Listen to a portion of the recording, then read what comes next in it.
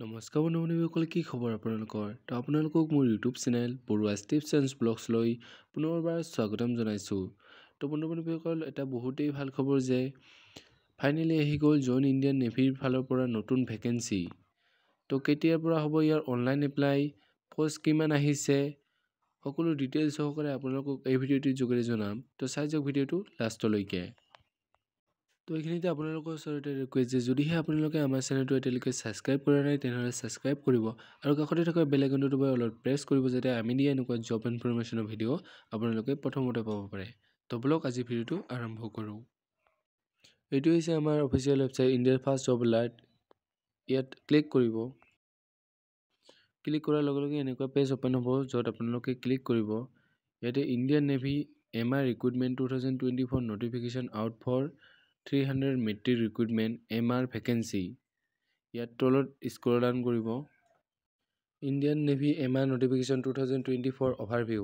Name of organization join Indian navy, last date 27/5/2024, total vacancies 300 post, name of the post matric recruitment চমুকৈ MR, mode of application online, category central government jobs, job location all India. Indian navy MR ৰিক্ৰুটমেণ্টৰ বাবে 300টা post আছে য'ত মেলৰ বাবে 240 আৰু ফিমেলৰ বাবে 60টা। ইয়াৰ এলিজিবিলিটি ক্ৰাইটেৰিয়া, এজ লিমিট, ইয়াৰ অনলাইন এপ্লাই কৰিবলৈ কেণ্ডিডেটজনৰ 17.5 বছৰৰ পৰা 21 বছৰ হ'ব লাগিব আৰু কেণ্ডিডেটজনে যদি SC বা ST কেটেগৰী হয় তেনেহ'লে 5 বছৰ এজ ৰিলেক্সেশ্যনছ আৰু OBC হ'লে 3 বছৰ এজ ৰিলেক্সেশ্যনছ পাব। ইয়াৰ educational qualification, candidates must have passed matriculation examination from the Board of School Education recognized by MHRD Government of India. এতিয়া হৈছে ইয়াৰ এপ্লিকেশ্যন ফিজ।